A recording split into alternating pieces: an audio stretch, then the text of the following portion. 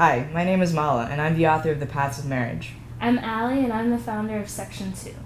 Today we're going to talk about my novel and how it relates to the complexities of queer identity. And the larger conversation about better representation of queer women in media and popular culture.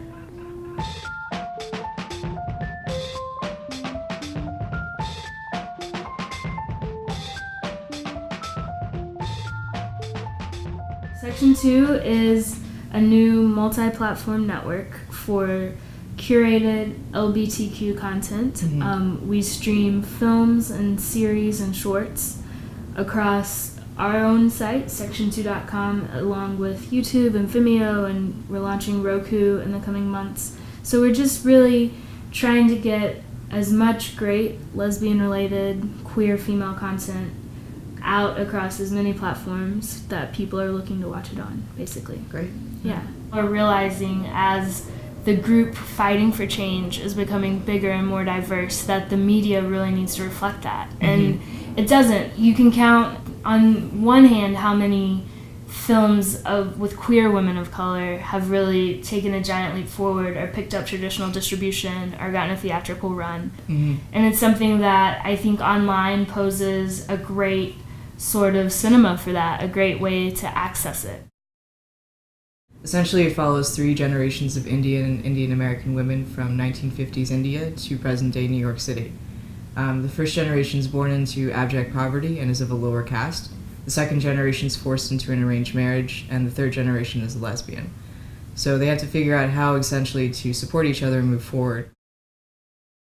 By profession, I'm actually in international development. Most of my work has been with the United Nations.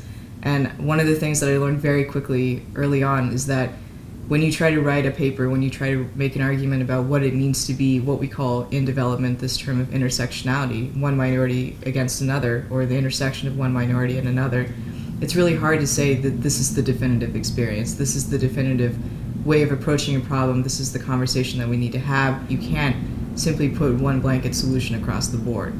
So I thought to myself, if I want to talk about this issue, perhaps the way to do it is not through my professional sphere, it's really just to write a really compelling story.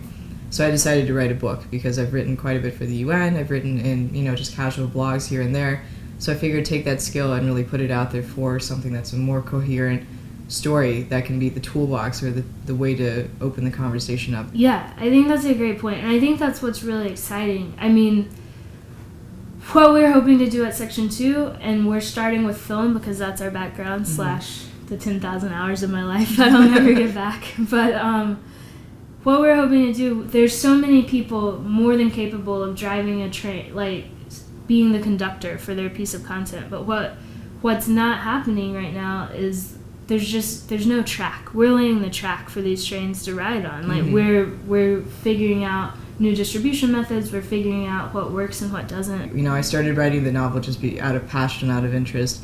And once I started to go through the motions of figuring out how to place the book, where to shop it around for publishers or whatever else, quickly realized that there's the same problem in the literary community itself.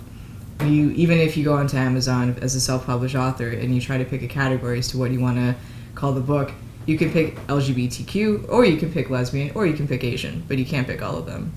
So it's frustrating on one side, but at the other side, just being able to talk about it in videos like this and conversations like this, being able to talk about it in the social media world gives us a voice that we didn't have before, and that's such a powerful tool because there's so many of us that need to hear this, need to have a story like this. If 10-year-old Mala had a book like this, it would have clarified a lot of questions earlier on. I think that when you're looking at social change or you're looking at big movements, for a long time, and certainly in the last 40 years in the United States, I think there was always this idea of let's boost. It's a numbers game, so with visibility comes positive change. But what I'm really excited about now with new forms of technology and new formats of content is just the idea that people can not only have increased access to content, but just a different versions of that content available. Right. Lack of access to both of those things was the issue. I mean, when you talk about anything as complicated as race or sexual orientation, and especially the intersection of the two, you realize that it's not just one opinion, it's a discourse, it's an entire set of opinions. So if we have a multitude of content that expresses these different opinions and experiences, then people start to realize that this is indeed a conversation. It's not just one view, one spot of light every couple of years, and this is the entire representation of that entire community. I think one of the things that I really wanted to do with this book was just to show that no matter what kind of struggle you go through, you can relate that to the battle that somebody else is going through. So building empathy, I think we tend to look at stories that are so finite that we have to have such a concrete shared experience with somebody else. It doesn't matter if you're going through economic strife. It doesn't matter if you're going through gender imbalances or gender inequality.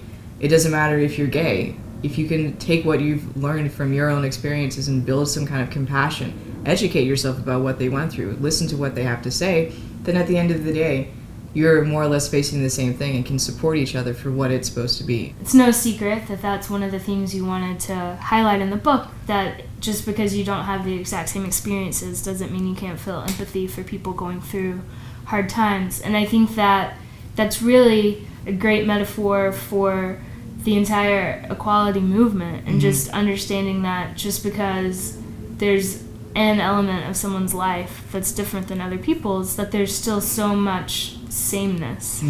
I mean, there's so many people looking for the stories that you're telling and trying to blend these complex women, not to mention poor women of color, with diverse sexualities. Like, it's such an undertaking, and it's something that's really been lacking in the canon, and it's really exciting. At the end of the day, my biggest point was just to have a really great story that is a vehicle for social change.